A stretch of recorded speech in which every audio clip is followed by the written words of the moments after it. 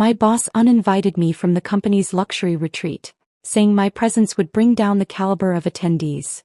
He collapsed when the island resort manager welcomed me as the owner's daughter and showed everyone to the presidential villa I'd reserved in my name. Your presence would bring down the caliber of attendees. The words hung in the air like toxic smoke as I stood frozen in Richard's doorway, my professional smile still plastered across my face while something inside me cracked. My boss leaned back in his Italian leather chair, fingers steepled, wearing that particular expression I'd come to recognize. False sympathy barely masking smug satisfaction. I just don't think you're executive material yet, Emma, he continued, his voice carrying just loud enough to reach curious ears in the open office beyond. The Sullivan Island Resort is extremely exclusive. Our clients expect a certain level of polish. His gaze flicked dismissively over my sensible navy blazer and practical pumps. The irony might have been comical if it weren't so painful. Sullivan Island Resort. My father's crowning achievement, named after our family, the place where I'd spent childhood summers helping the staff fold towels and learning to swim. Before we begin, I want to thank you for joining this journey. Ever felt overlooked despite your talents? Today's story of a brilliant marketing executive facing workplace discrimination might hit close to home. If you enjoy tales of reclaiming your power and standing in your truth, hit subscribe. It's free and helps our community grow. Now, let's watch as Emma's boss discovers exactly whose daughter he's been underestimating. I am Emma Sullivan, daughter of Robert Sullivan, the reclusive resort magnate, as the business press calls him. Not that anyone at Horizon Marketing knew this. That was entirely by design. I understand, I replied evenly, though my heartbeat hammered in my ears. Thank you for the clarification. Walking back to my desk through the maze of suddenly busy coworkers pretending not to have overheard everything, I maintained perfect posture. Another lesson from my father. Never let them see weakness, Emmy, he'd say. The moment they smell blood, they'll tear you apart. 3 years ago, fresh out of my MBA program where I'd graduated top of my class, I'd made a decision that confused everyone who knew my background. Instead of taking my rightful place in the Sullivan Hospitality Group empire, I chose a mid-level position at a modest marketing agency. My father had been puzzled but supportive. Find your own path, he'd said. That's a luxury my money should afford you. I'd watched wealth isolate him over the years. People either wanting something or too intimidated to be authentic. His 3 failed marriages were testament to how money complicated human connection. I was determined to succeed or fail on my own merits, to know that the relationships I built were genuine. My apartment in the unfashionable part of town was comfortable but unremarkable. My 5-year-old Honda was reliable if unimpressive. My wardrobe consisted of quality basics rather than designer labels. These weren't hardships to me. They were choices that reflected my values. Richard Blackwell, however, interpreted my lack of status symbols as a lack of ambition. Perhaps even ability. The Henderson Beauty campaign mock-ups need revision, Lisa from accounts said, dropping a folder on my desk, interrupting my thoughts. Richard wants them by morning. The Henderson campaign. My campaign had already been approved by the client last week. These revisions were undoubtedly Richard's attempt to keep me too busy to dwell on my exclusion from the retreat. Of course, I replied with a professional nod. This was familiar territory. Last month, it had been my concept for the Mitchell sports drink that Richard presented to the client himself, conveniently forgetting to mention that the entire campaign framework had been mine. The month before, I'd been mysteriously uninvited from the final pitch meeting for the Wilson retail account after developing their entire rebrand strategy.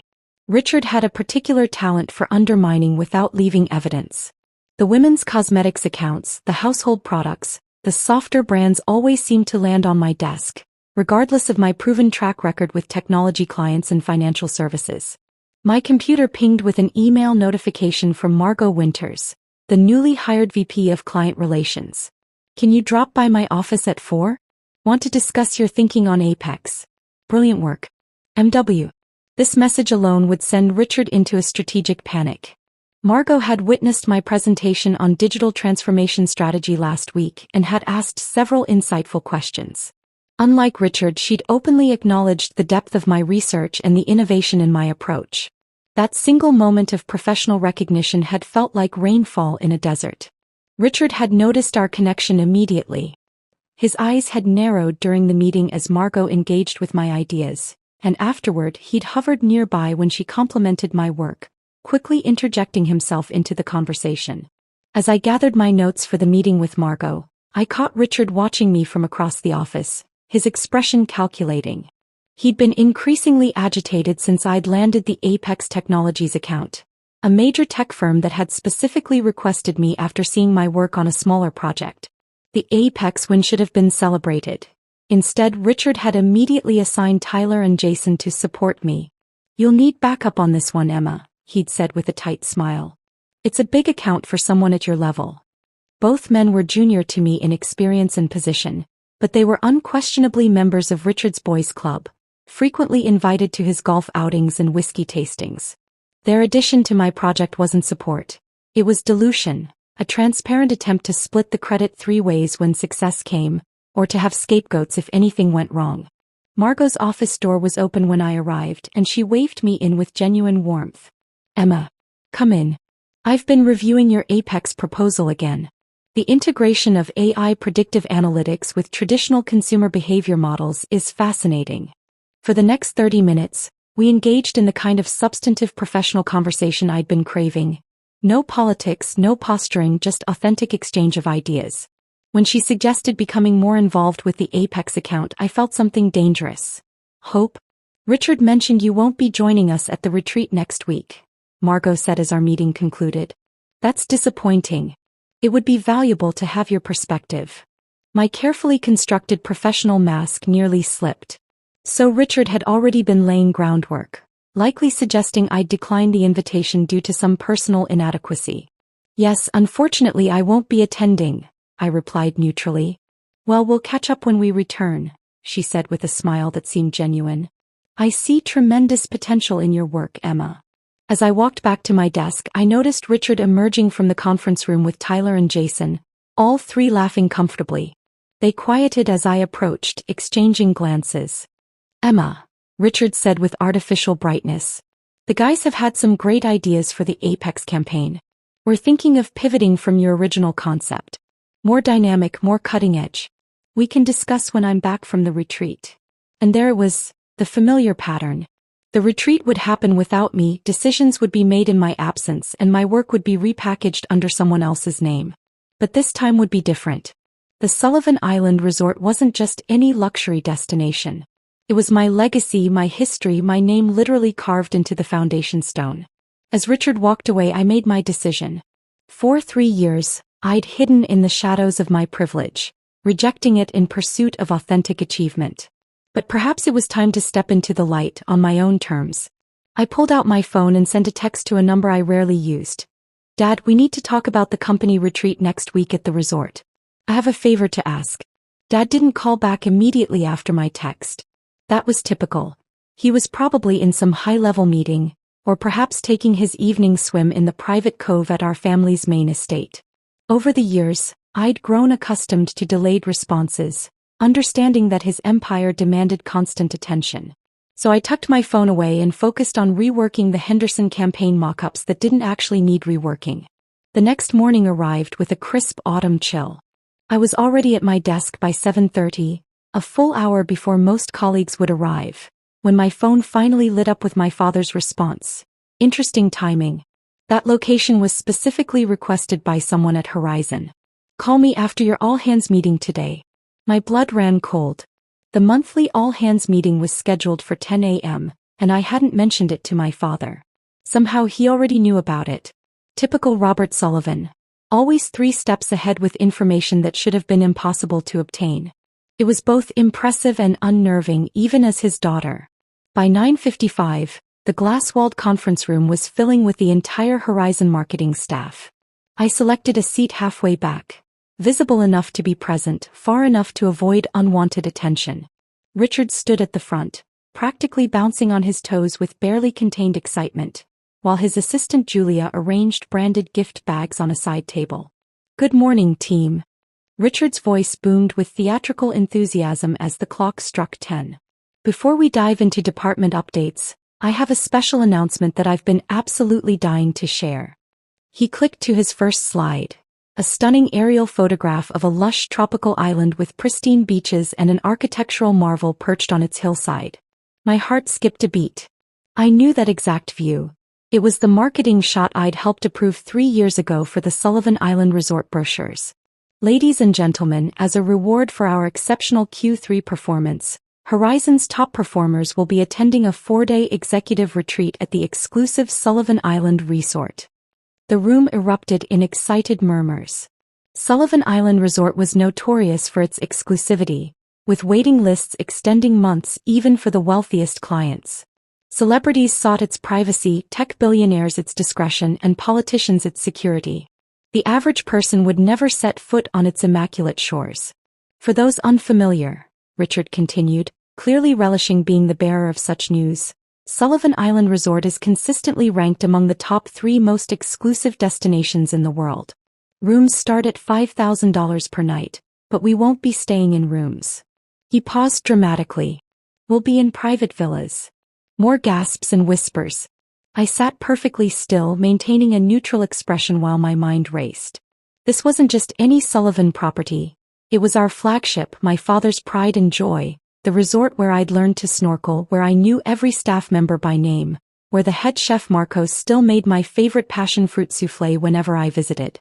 This is an exceptional networking opportunity, Richard emphasized, clicking to the next slide. Several industry leaders will be staying on the island during our visit. The connections we make could transform Horizon's client roster for years to come. The following slide displayed a list of attendees. I scanned it automatically, then did a double take. My name wasn't there. I rechecked, certain it was a mistake. The list included all department heads, the executive team, several mid-level managers, and even some junior staff members who were Richard's obvious favorites. But Emma Sullivan was conspicuously absent. Richard's eyes met mine briefly as he scrolled through the slide, a subtle smirk playing at the corner of his mouth before he quickly moved on to discuss logistics. This wasn't an oversight. It was deliberate. Departure is next Thursday morning. Julia has prepared welcome packages with all the details, he concluded, gesturing to the gift bags. If your name was on the list, please collect your package after the meeting. The remainder of the all-hands passed in a blur of departmental updates and quarterly projections that I couldn't focus on. My mind kept returning to the missing name, my name, and the calculated slight it represented. When the meeting finally adjourned, I watched colleagues eagerly grab their tropical-themed gift bags while avoiding eye contact with me. I waited until the initial excitement died down before approaching Richard's office.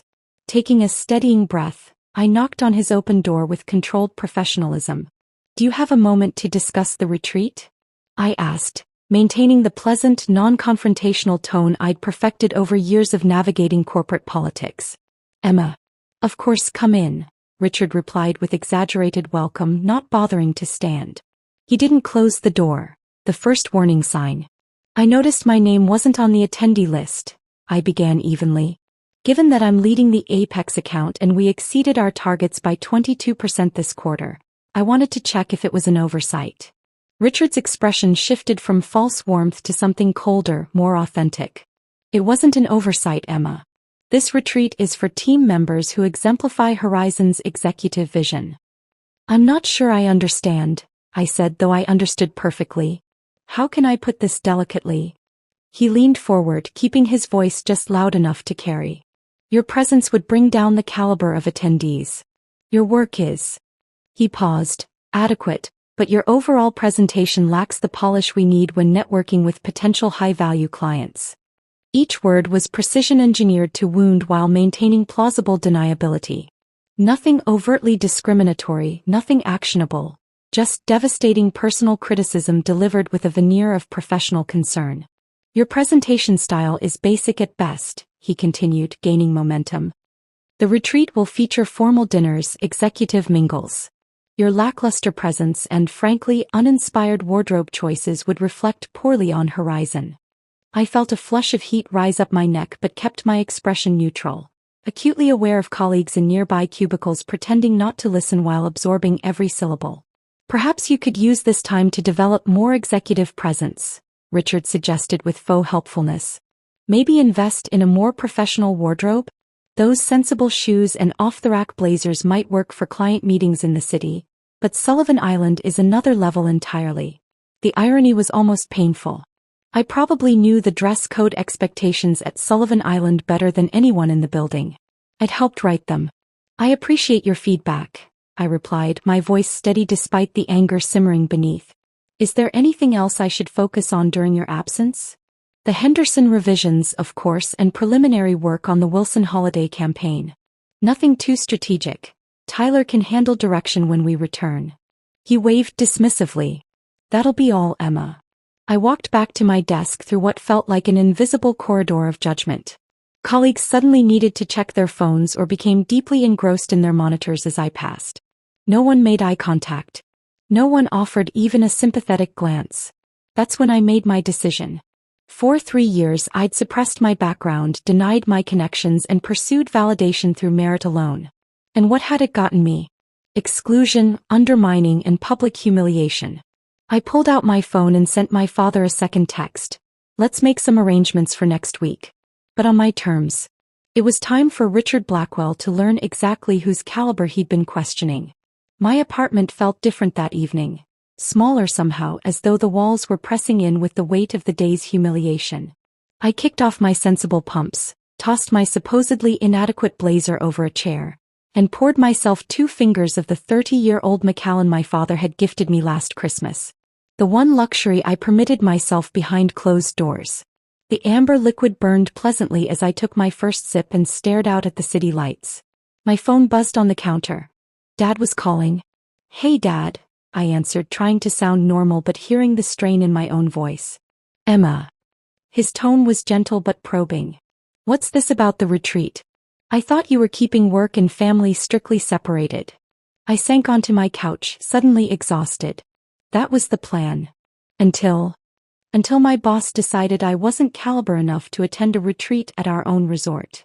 The words tumbled out, laced with more bitterness than I'd intended. Dad was silent for a moment and I could picture his expression. The one where his eyes narrowed and his jaw tightened slightly. The look that had made business rivals tremble. I'll handle it, he said finally, his voice low and dangerous. One call and this Richard person won't just be uninvited from the resort. He'll be uninvited from his job. No. I sat up straighter. That's exactly what I don't want. I've spent 3 years building a career without your intervention. And look where that's gotten you, excluded and disrespected. It's gotten me authentic experience, I countered. If you step in now, everything I've worked for becomes meaningless. I need to handle this myself. The line went quiet, save for the distant sound of waves from his end. He was on the terrace at the main house, probably watching the sunset over the Pacific. What do you propose? He asked finally. Let them come to the resort. Let events unfold naturally. I took another sip of whiskey, feeling a plan crystallize.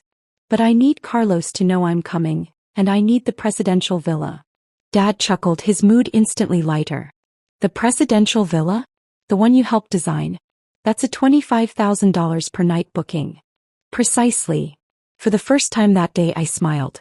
And I need you not to warn them who I am. Let me handle the reveal myself. This sounds like the Emma I know, he said, pride evident in his voice.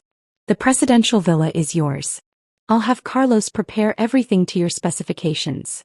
After we hung up, I didn't immediately succumb to sleep despite my exhaustion. Instead, I opened my laptop and began meticulously documenting every instance of Richard's discrimination, every snide comment, every stolen idea, and every project reassignment.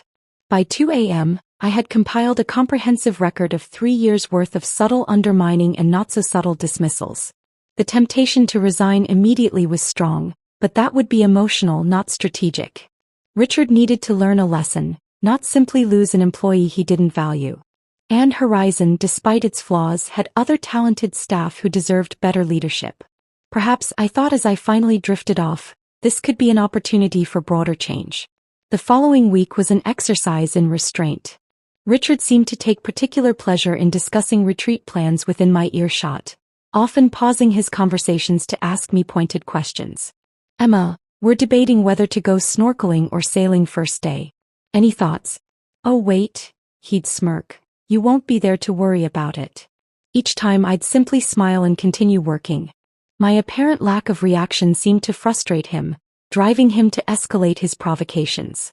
"The Henderson campaign looks passable," he remarked, dropping my revised mock-ups on my desk.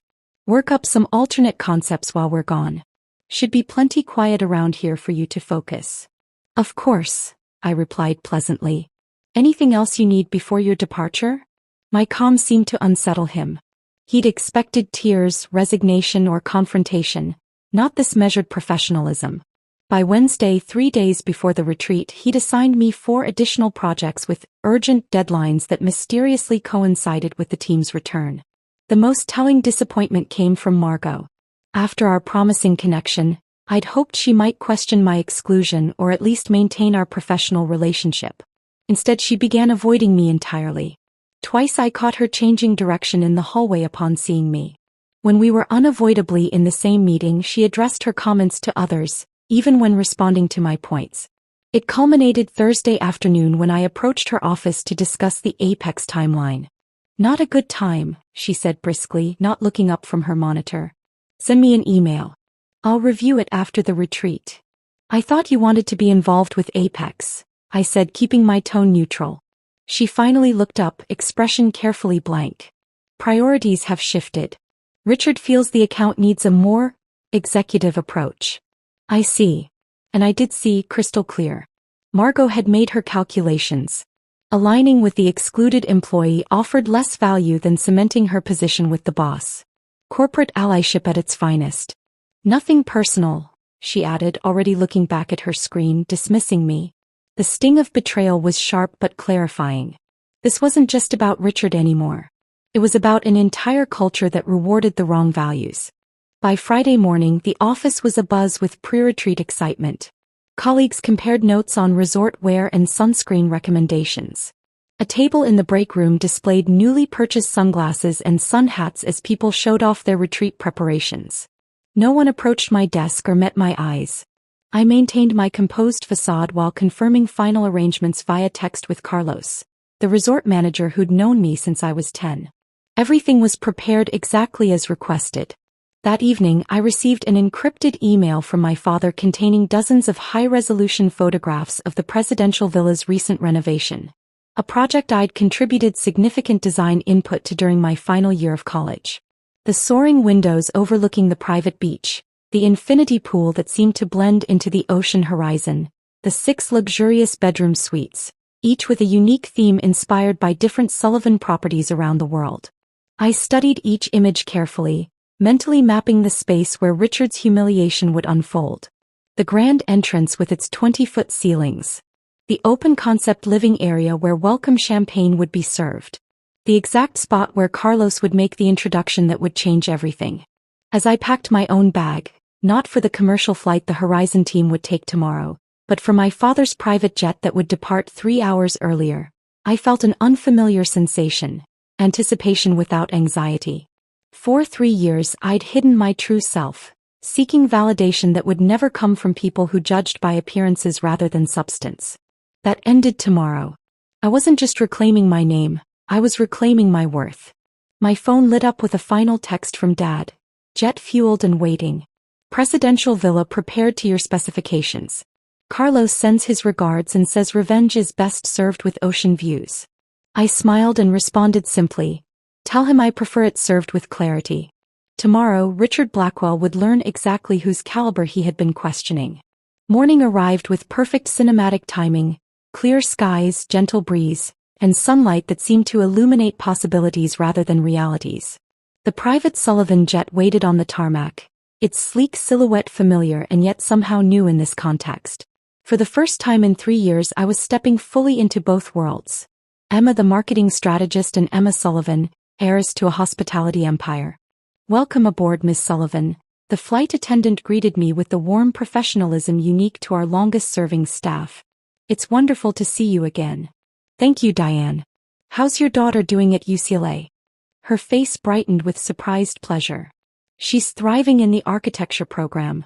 I can't believe you remembered. Of course I did. Please send her my congratulations. This was the difference between genuine connection and performance. I actually cared about our staff and their lives. Something Richard, for all his executive posturing, would never understand. The 3-hour flight passed in peaceful preparation.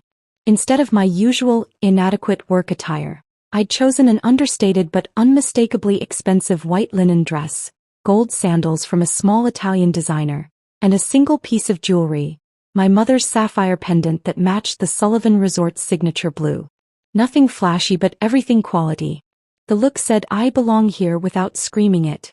Carlos was waiting on the private landing strip when we touched down, his familiar smile as bright as the Caribbean sun overhead. "Little Emma," he exclaimed, embracing me with genuine affection before stepping back to study my face. "Though not so little anymore. Your father said you've become quite the marketing genius." "Hardly a genius," I laughed. "Just hardworking and underestimated. A powerful combination." He winked, offering his arm as we walked toward the waiting golf cart. "Now tell me exactly how you want this to unfold. Your father mentioned something about an appropriate comeuppance for some very deserving individuals."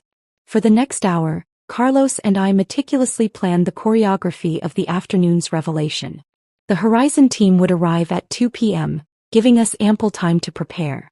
I showed him photos of Richard so he would recognize my boss immediately, explained the dynamics I wanted to highlight, and emphasized one critical point. I don't want anyone fired or the retreat ruined. This isn't about destruction, it's about recalibration. "Understood completely," Carlos nodded. "Though I must say, your father seemed disappointed when I relayed your instruction not to accidentally lose your boss's luggage in the ocean." We shared a knowing laugh. Dad's protective instincts were legendary. By 1:30, I had taken my position in the resort's grand lobby, partially concealed behind an extravagant arrangement of native flowers and foliage. The strategic location offered perfect sightlines to the entrance while keeping me hidden from immediate view. Carlos stood at the reception desk, reviewing final details with his staff, occasionally catching my eye with subtle nods of reassurance. At precisely 2:07 p.m., the doors swung open and the Horizon marketing team streamed in, faces flushed with excitement and the mild humidity. Richard led the procession, designer sunglasses perched on his head, wearing a tropical shirt that still had visible fold lines from its packaging. Behind him trailed the executive team, then department heads, and finally the chosen favorites from junior ranks. "This," Richard announced dramatically, arms spread wide as though personally presenting the resort to his subordinates, "is what true luxury looks like." From my hidden vantage point, I watched my colleagues' genuine awe as they absorbed the soaring ceilings with their hand-carved details, the panoramic ocean views, and the tasteful display of indigenous art. Phones immediately appeared as everyone began documenting their arrival, posing before they'd even properly checked in. "Remember everyone," Richard's voice carried throughout the lobby, "we are representing Horizon here. I've personally been to Sullivan Properties before and can tell you they have extremely high standards." I suppressed a smile, knowing for a fact that Richard had never stayed at any Sullivan property. Our minimal digital footprint and invitation-only booking system made lying about past stays a common but easily disproven boast. "The owner himself is famously particular," Richard continued, his fabrications growing bolder. "Robert Sullivan and I actually discussed marketing strategies when I encountered him in Aspen last winter." My eyebrows shot up. Dad hadn't been to Aspen in over 5 years, preferring our properties in the southern hemisphere during winter months. The audacity of Richard's lie was almost impressive. "When approaching staff, remember they've served actual celebrities. Act like you belong," he instructed, adjusting his collar importantly. "Speaking of which, Jennifer Lawrence stayed in this very resort last month. We had a lovely chat by the infinity pool." I had to bite my lip to keep from laughing outright. Jennifer Lawrence had indeed stayed recently, in the same presidential villa that awaited them, but the resort's strict privacy protocols meant no other guest would have been allowed near her private pool area. Richard's fantasy world was about to collide spectacularly with reality. Carlos caught my eye, giving the subtlest nod. "Showtime." He approached the group with the perfect balance of deference and authority that had made him legendary in luxury hospitality circles. "Welcome to Sullivan Island Resort. I'm Carlos Mendez, General Manager. We're delighted to have Horizon Marketing with us." Richard immediately stepped forward, hand extended. "Richard Blackwell, President of Horizon." I believe my assistant confirmed our arrangements for the executive ocean villas. Indeed, Mr. Blackwell, Carlos nodded politely. However, there's been a significant upgrade to your accommodations. Richard's expression shifted to calculating pleasure, likely assuming his name-dropping had somehow earned special treatment. Carlos continued, if you'll just allow me to greet. He paused, eyes scanning the lobby before finding me. Miss Sullivan. I stepped out from behind the floral arrangement, feeling all eyes instantly turn in my direction. Richard's face registered confusion as Carlos walked past him and embraced me warmly. We've been eagerly anticipating your return, Carlos said, loud enough for everyone to hear. Your father called personally to ensure everything is prepared to your exact specifications. The silence was absolute. I could practically hear the mental gears grinding as my colleagues processed what they were witnessing. Thank you, Carlos, I replied, matching his volume. It's wonderful to be home. Richard's face underwent a remarkable transformation, confusion dissolving into disbelief, then morphing into horrified recognition. The blood drained from his features so rapidly that for a moment I worried he might actually faint. Emma, he managed, his voice barely a whisper. I turned to him with a pleasant smile. Hello, Richard. Surprise. He took a stumbling step backward, colliding with the reception desk.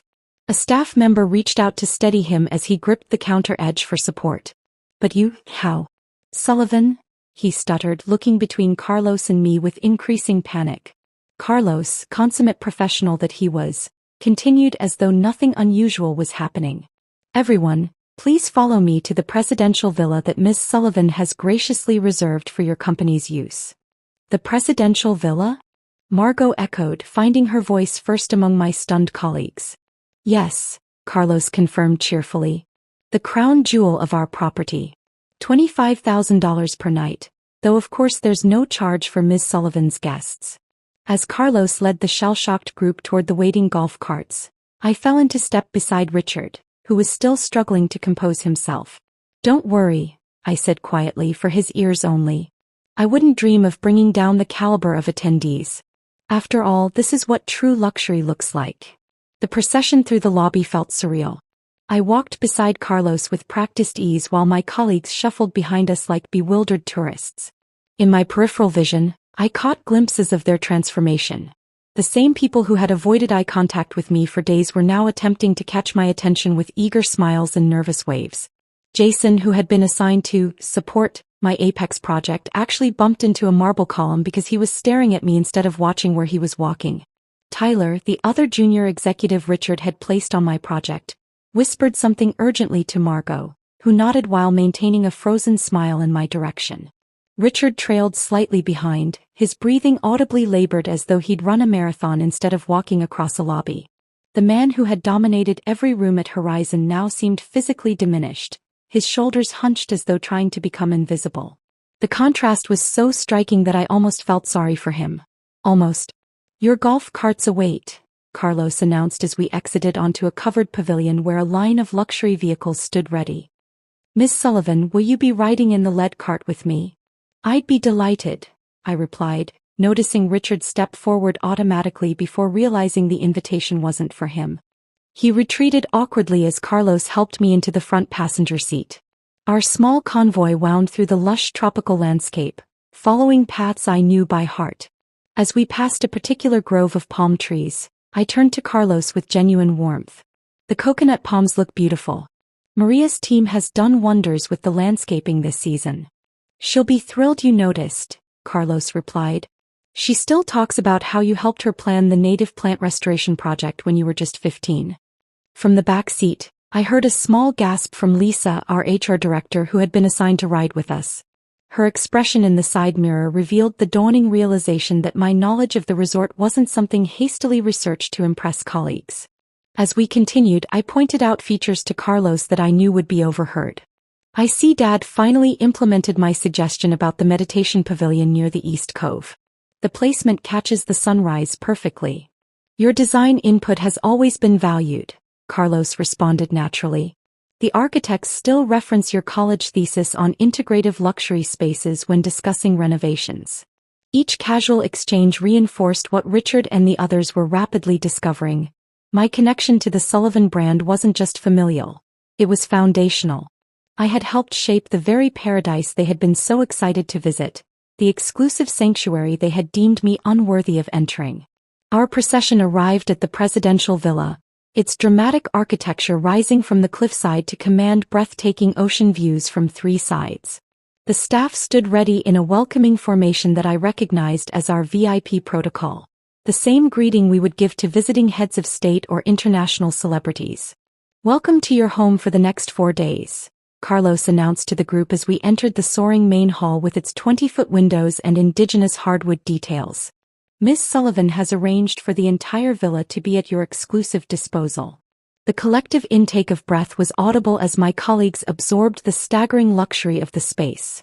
The infinity pool that seemed to merge with the ocean horizon, the museum-quality art collection, the multiple lounge areas with their bespoke furnishings. "Carlos, would you mind if I handle the room assignments?" I asked, taking the villa's tablet from him with practiced familiarity. "I have some specific thoughts on which spaces would best suit each guest." "Of course, Miss Sullivan," he replied with the barest hint of a conspiratorial smile. I tapped through the tablet with deliberate casualness. "Let's see. Julia and Lisa, you'll be in the Ocean Master Suites." Their eyes widened at being assigned the villa's most prestigious accommodations, typically reserved for the highest-ranking executives. "Tyler and Jason, you'll have the Coral Suites with the private plunge pools." One by one, I assigned the most luxurious rooms to the junior staff members who had shown me basic human decency over the years, working my way up the corporate hierarchy in reverse. Margot's expression soured as she realized she would be in one of the smaller suites, though still obscenely luxurious by any normal standard. Finally, only Richard remained unassigned. "And Richard, you'll be in the garden suite." I smiled pleasantly. What I didn't mention was that this particular room, while comfortable, had originally been designed for personal staff accompanying VIP guests. It was the only suite without an ocean view, overlooking the service entrance instead. "Staff will show you to your accommodations," I continued smoothly. "Please take time to refresh and relax. We'll gather for welcome cocktails on the main terrace at sunset, followed by dinner at 8. As the group dispersed, Richard approached me with the desperate smile of a drowning man spotting a distant lifeboat. "Emma, Miss Sullivan, might I have a word in private?" I led him to a small sitting area partially screened by tropical plants, deliberately choosing a spot where we would still be visible to others but not audible. "Emma," he began, voice trembling slightly, "I believe there's been a significant misunderstanding." "Really?" I kept my expression neutral. "Please elaborate." "My decision regarding your attendance at the retreat, it wasn't what you think." He leaned forward, eyes darting nervously. "I was actually protecting you." "Protecting me?" I repeated, allowing genuine curiosity to color my tone. "Absolutely." His confidence seemed to grow with my apparent receptiveness. "I suspected you might have connections here. Intuition really from our past conversations. I was concerned that if others discovered your family ties, they might try to exploit the relationship professionally." The audacity of this transparent fabrication was almost impressive. I maintained eye contact but offered no response, allowing the silence to stretch uncomfortably. "The comment about caliber, completely misinterpreted," he continued desperately. "I meant you were above the caliber of our regular corporate retreats. Too sophisticated, really." When I still didn't respond, he added, "I've always valued your contributions, Emma. Always." I let the statement hang in the air until the silence became physically uncomfortable. "How interesting," I finally said, standing up. "If you'll excuse me, I need to check on dinner arrangements." The evening unfolded exactly as I'd envisioned during those meticulous planning sessions. The welcome dinner was served on the main terrace as the sun painted the sky in impossible shades of orange and pink. The executive chef, who had taught me to make my first soufflé when I was 12, prepared a 7-course tasting menu featuring local delicacies and Sullivan's signature dishes. As we dined, I found myself genuinely enjoying the expressions of surprise on my colleagues' faces when I casually discussed wine vintages with the sommelier, recognized subtle flavor profiles in each course, and shared anecdotes about the artists whose work adorned the villa walls. These weren't affectations or performances. They were genuine parts of myself I had deliberately suppressed at Horizon to avoid standing out.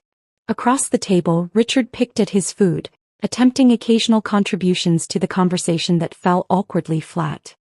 His usual bombastic confidence had evaporated, replaced by a painful awareness that the corporate hierarchy he'd wielded so comfortably had been completely inverted in a single afternoon. By the time dessert was served, the message had been received by everyone present. True power didn't need to announce itself, and genuine accomplishment couldn't be faked. The real Emma Sullivan had finally stepped into the light, and she wasn't going anywhere. The final morning of the retreat dawned with a clarity that seemed symbolic. For 3 days, my colleagues had navigated this new reality with varying degrees of adaptation. Some, like the junior staff members, had blossomed in an environment where their ideas were suddenly valued. Others, particularly those who had been complicit in Richard's behavior, maintained a careful distance, unsure where they stood in this recalibrated world. Richard himself had become a ghost of his former self, appearing at scheduled activities with a subdued demeanor that bordered on meekness.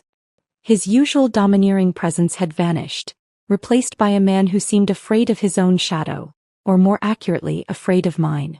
I was reviewing the day's agenda with Carlos when his expression shifted to one of pleased surprise. Looking past me toward the villa's main entrance, he nodded respectfully. "It appears we have an unexpected visitor." I turned to find my father walking through the grand doorway, his commanding presence immediately filling the space. At 62, Robert Sullivan remained an imposing figure, tall, fit, with silver hair and piercing blue eyes that could assess a business opportunity or an individual's character with equal precision. "Dad!" I exclaimed, genuinely surprised. We had agreed he would stay away to allow me to handle the situation independently. "Good morning, sweetheart," he replied, embracing me warmly before turning to greet Carlos. I noticed my colleagues at the breakfast buffet freeze in place, recognition dawning on their faces. Robert Sullivan rarely appeared in public or business publications, but when he did, it was impossible to mistake him. "I hope you don't mind the intrusion," Dad said, loud enough for others to hear. I couldn't resist seeing how Horizon Marketing was enjoying our humble accommodations. "Not at all," I replied, playing along with his humble characterization of the $25,000 per night villa. "We were just about to have breakfast. Will you join us?" "I'd be delighted." The meal that followed was a masterclass in subtle intimidation. Dad was unfailingly polite as I introduced him to each team member, but his gaze lingered a fraction longer on those I had privately mentioned as Richard's enablers. When Richard himself approached with an extended hand and nervous smile, Dad's handshake was brief and his smile didn't reach his eyes. "Fascinating property you have here, Mr. Sullivan," Richard offered weakly. "Thank you," Dad replied. "Though I must apologize for our communication system. The villa's microphones are surprisingly sensitive. Picked up some interesting conversations yesterday. Something about caliber of attendees." He glanced at me with a raised eyebrow. "Technical glitch we're working on." Richard's face drained of color as he realized his private comments in his room had been overheard. Though Dad was bluffing, our privacy standards would never allow such monitoring. Richard had no way of knowing that. As the team finished breakfast, Dad stood to address the group. "I'd like to propose a slight change to today's agenda with Emma's permission." I nodded, curious where he was going with this. "Instead of the scheduled golf tournament, I've arranged for a special team-building activity supporting the island's coral reef restoration project. It's something close to my heart and to Emma's." He gestured to a display set up near the terrace doors that hadn't been there earlier. Photographs of previous restoration efforts, charts showing progress, and I was startled to see several images of myself from over the years, working alongside marine biologists and local conservationists. "What many of you may not know," Dad continued, "is that Emma has been anonymously funding similar environmental initiatives for years. In fact, the educational component of our coral nursery program was largely her design." Murmurs rippled through the assembled group as this new information registered. The Emma they thought they knew, the one they had judged as lacking caliber, had been quietly making significant contributions while seeking no recognition. Following breakfast, the team changed into appropriate attire and headed to the Marine Conservation Center where local experts guided them through the process of preparing coral fragments for transplantation. I found myself working alongside junior team members who were suddenly eager to engage with me, asking thoughtful questions about both the conservation project and my marketing insights. During a break, I noticed Richard standing alone at the edge of the beach, staring out at the horizon. The moment had arrived. I walked over, carrying a folder I had retrieved from my room. "Beautiful view," I commented, standing beside him. He flinched slightly, then nodded. "Emma, Before you say anything else," I interrupted gently, "I'd like you to review these documents." I handed him the folder containing my meticulously compiled evidence. Emails, meeting notes, project reassignments, patterns of discrimination, and instances where my ideas had been attributed to others. He flipped through the pages, his expression shifting from defensive to defeated as he recognized the undeniable pattern revealed by his own actions and words. "I could present these to the board," I said quietly, "or file a formal complaint." "You're going to destroy me," he whispered. "No," I replied. "That was never my intention. I'm offering you something else, redemption." His head snapped up in surprise. "Mandatory sensitivity training. A complete restructuring of Horizon's advancement policies to ensure transparency and merit-based promotion. And your public support for these changes. And if I refuse? Then yes, these documents go to the board. But I'm hoping you'll choose growth over destruction." The silence stretched between us, filled only by the sound of waves and distant voices from our colleagues. "Why?" he finally asked. "Why offer me a way out after everything?" "Because revenge might feel satisfying momentarily, but it doesn't create lasting change. Transformation does." That evening's closing dinner was held on the beach, with torches illuminating tables set directly on the sand. As the meal concluded, I rose to address the group, feeling a sense of purpose I'd been lacking for too long. 3 years ago, I made a choice to hide part of my identity in pursuit of authentic achievement. I began. I wanted to succeed or fail based on my own merits, not my family name. I glanced around at the attentive faces. What I discovered instead was how privilege operates in subtle ways, even when you try to set it aside. My experience at Horizon opened my eyes to challenges that many face without the safety net I always had, regardless of how I lived my daily life. Richard sat with his gaze lowered as I continued. "Moving forward, Horizon Marketing will be implementing new policies to ensure truly equitable opportunities for advancement. And we'll be launching a partnership with the Sullivan Foundation to provide paid internships and mentorship for students without family connections or traditional advantages in our industry." The announcement was met with enthusiastic applause. Whether from genuine support or recognition of the new power dynamics was unclear, but the seed had been planted.